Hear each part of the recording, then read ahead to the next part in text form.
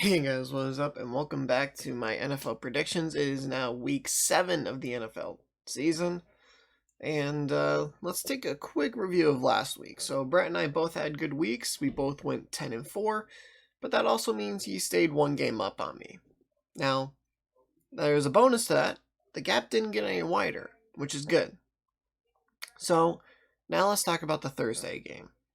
We both picked the Eagles, so we're both right. But that kind of feels like we really should have been wrong on that pick, just because you had the Daniel Jones run where he tripped. I actually don't know if the Giants scored a touchdown off that, but one of the biggest plays is Evan Ingram. He dropped that pass. I was watching the game by that point. He dropped that pass when he really shouldn't have. I was watching the presidential debate for the first part of the game, so I missed some of it. But I did watch when Evan Ingram did have that drop. Now, it seemed like his arms were pretty far extended out, and it just hit his fingers. So that's kind of iffy if it's a drop. You could always dive for it. But that really feels like a game where the Eagles probably should have lost. But a win is a win. You'll take them in the NFL. Now let's get on to the Sunday games, where the first game we're going to have is the Steelers at the Titans. Both of these teams are undefeated. They're 5-0. This was going to be a matchup in week 4. That's the thing. But due to the Titans' COVID outbreak, it got postponed. Both teams started with a week 4 bye. And one of these teams is going to lose, and the other team's going to end up being the number 1 team in the entire AFC. Now, there's an exception to that. Everyone keeps saying, one of these teams is going to be undefeated, the other's not going to be undefeated anymore, and the team that stays undefeated will be the number 1 seed in the AFC. Technically, and it's a small chance, but it can happen, if the Steelers and Titans tie, then both teams are still technically undefeated. Much as if, say you're 0-2 and you tie, that just means you're still winless. Hell, you could be 0-5 and tie, you're still winless. Doesn't matter. Because you technically didn't win, just like in this situation, you technically did not lose. And technically this is like a 1 in a quadrillion chance of happening.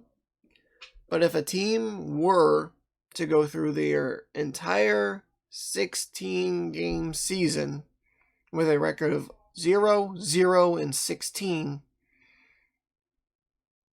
yeah, I don't know what to do with that. That means you were undefeated, but also winless at the same time. That's like tying week 1. You're undefeated, but you're winless. Because you didn't win, you didn't lose. But going with the pick, I'm going to take my Steelers here. It's going to be a very close game. I do realize that. And I said this to Brett. That the number 1 leading rusher in the NFL going into week 7 is Derrick Henry. So, if Derrick Henry is not the number 1 rusher at the end of week 7, the Steelers probably won this game. I said that to Brett. So, next is going to be the Cowboys at Washington. Now, Washington has a nice pass rush, and the Cowboys' offensive line is in shambles. Between, you had Frederick, who had to retire after last season, so you lost your center, and then, your Tyron Smith went down, Zach Martin went down, I think La'el Collins went down. Like, literally, you had injury. I'm not sure who the left guard is, but he might have gotten hurt as well. I don't even know at this point. So I'm going to say that Washington wins here. I think they match up pretty well against the Cowboys, and I'm going to take them to win this game.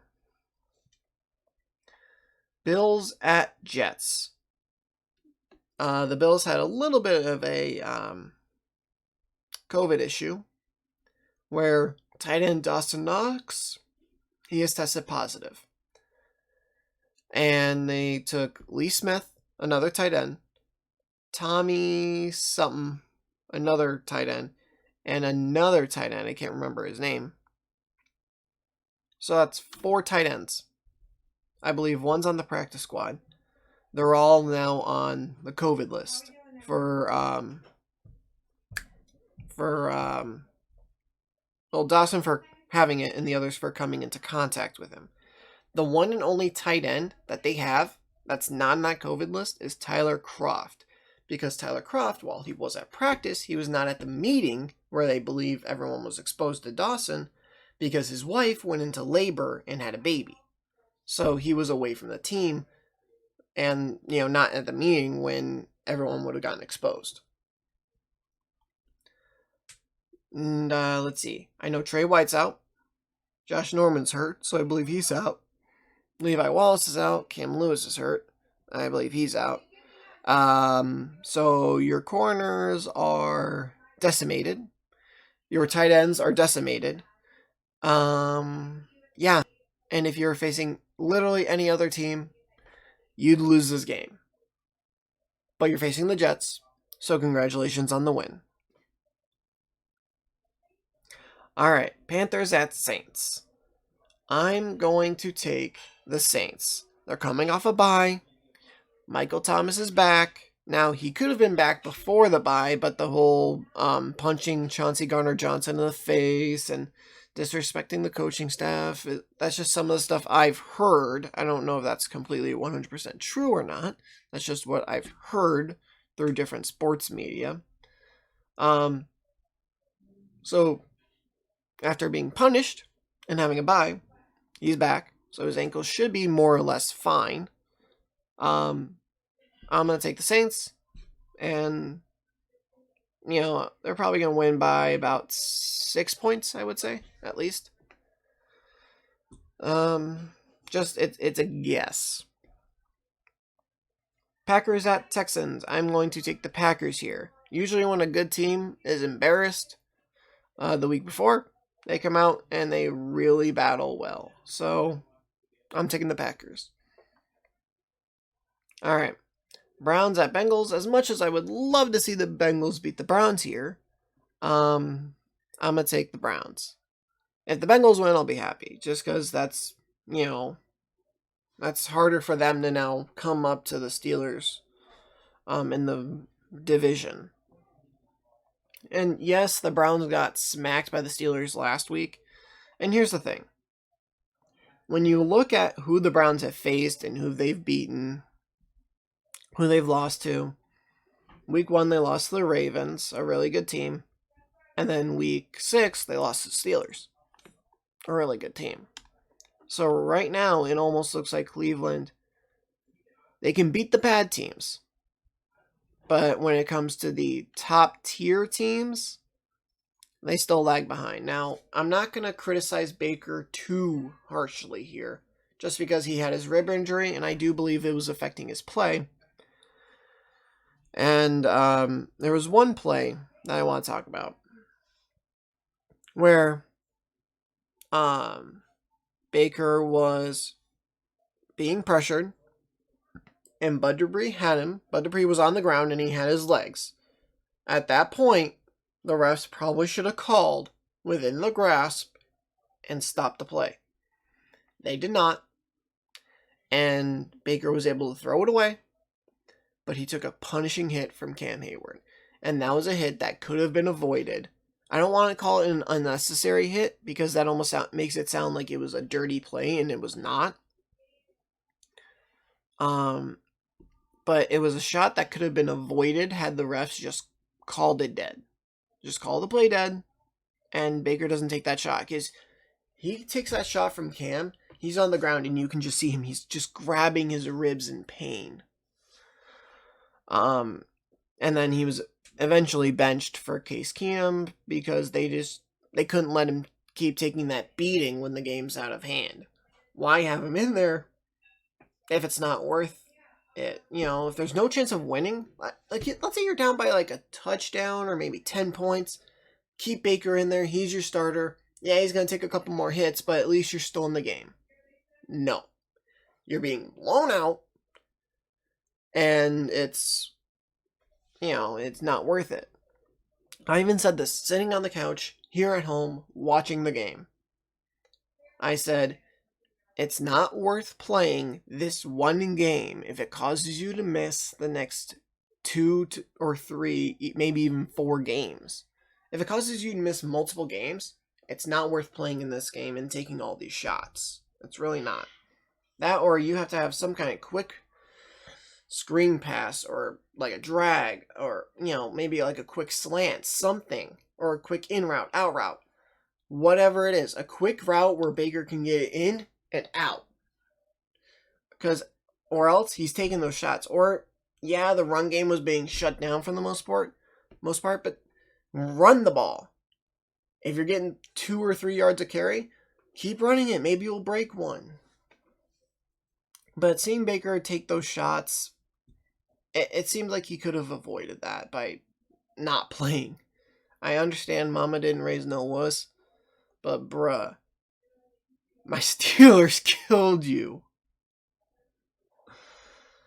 All right, Lions at Falcons. I'm going to take the Lions here, the Falcons. Yes, they won last week. New head coach. They play hard for the new head coach. I said that for the Texans, and I probably should have followed that mentality for the Falcons. Oh well. But I'm picking the Lions.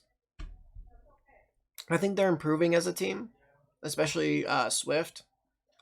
Because I think it Swift that dropped that touchdown pass week 1 versus the Bears. I think it was week 1. But it was 15 seconds left or something like that. And Stafford threw it and he had it and he just dropped it. To come back from that and, have solid weeks, I think the Lions have this game. Bucks at Raiders. Now, as far as yesterday, the Raiders' offensive line was all on the COVID list. Last night, very, very, very late last night, it was reported that they all got activated. So they're good. And it's okay, now the Raiders have their offensive line back. So, with that said, I think I'm still taking the Bucks. The Raiders don't have a pass rush. So Tom Brady's going to sit there in the pocket, and he's going to have all day to throw. So I'm taking the Bucks. All right, Jags at Chargers. I'm taking the Chargers. Justin Herbert's really good. And the Jags are 49ers at Patriots. I am going to take the 49ers here. I'm taking the 49ers just because Jimmy G's ankle is getting better week by week. And he's able to put a little more power into his throws. He's going back to his old team and facing them this week.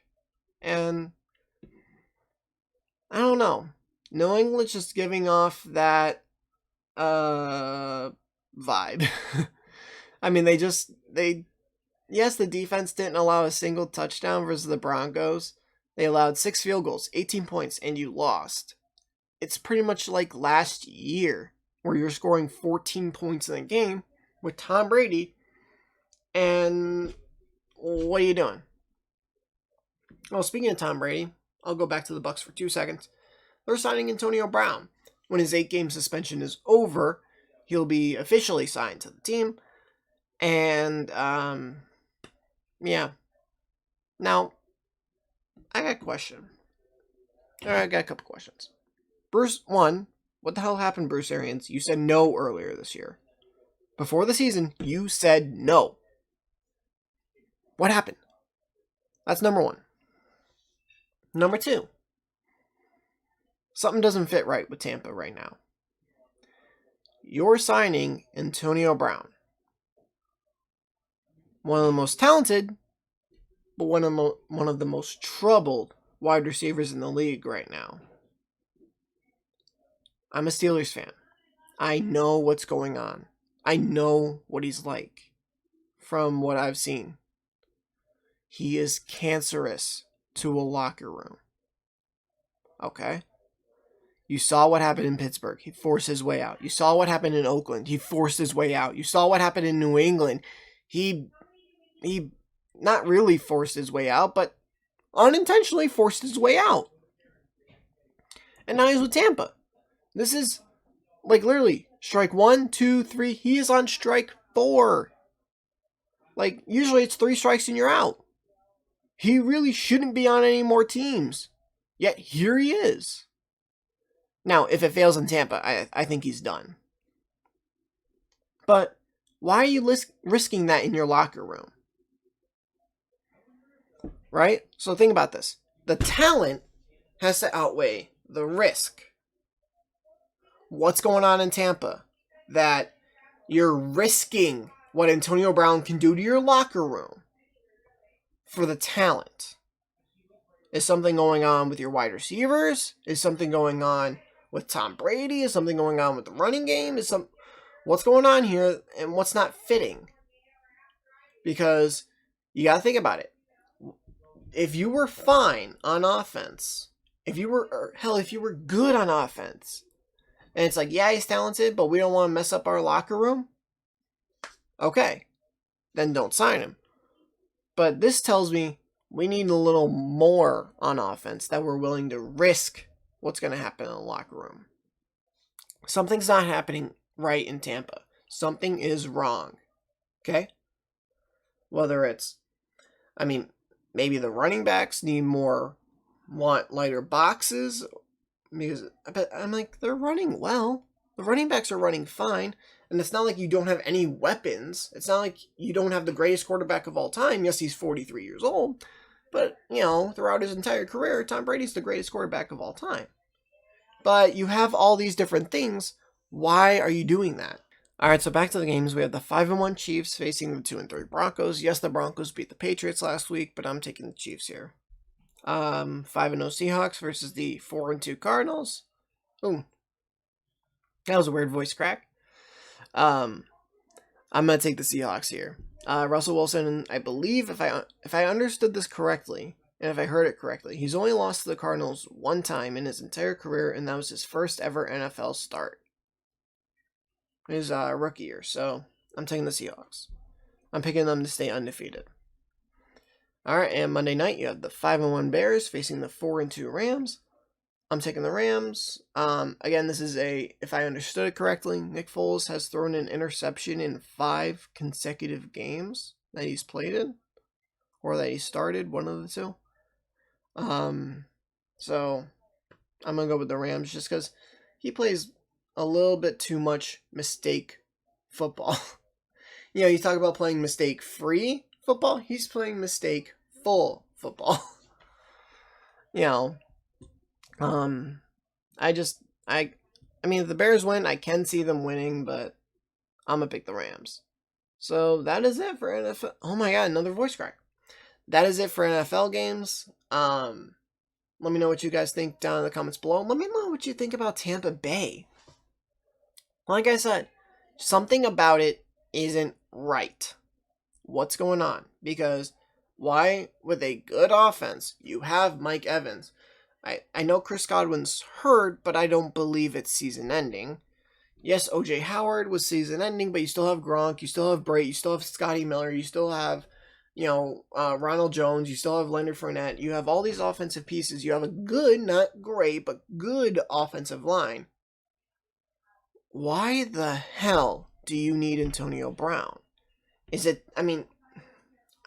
I just don't see the reasoning in risking what he can do to the locker room. Let's say you didn't have good receivers, and you're like, you know what, we're a good team. Like, let's say you're like a 4-2 like a Cleveland, or even like a 3-3 like the 49ers.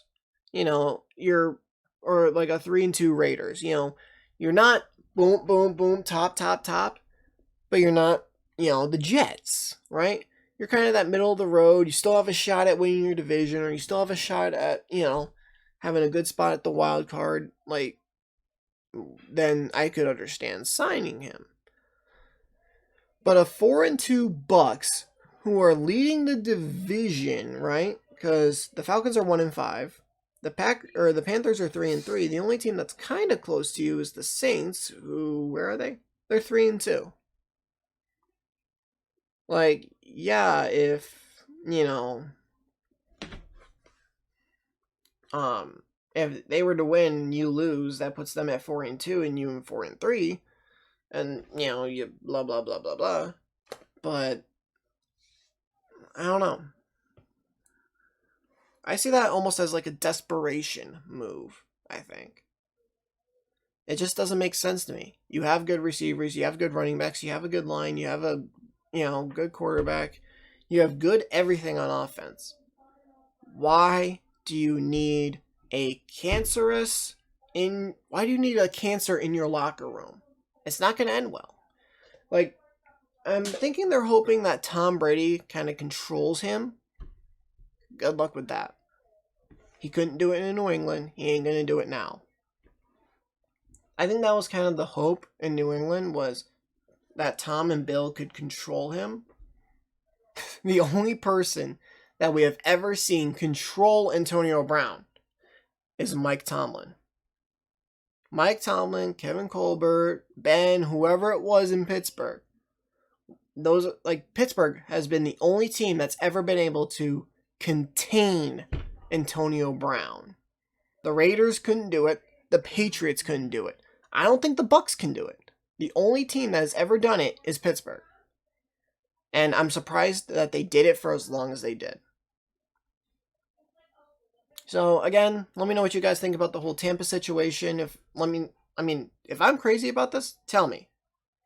But that's all I got. So if you guys enjoyed this video, please leave a like. If you're new to the channel, please hit the subscribe button and turn notifications on. I'll see all you guys next video. Later. Once I was 7 years old, Mama told me, go make yourself some friends or you'll be lonely. Once I was 7 years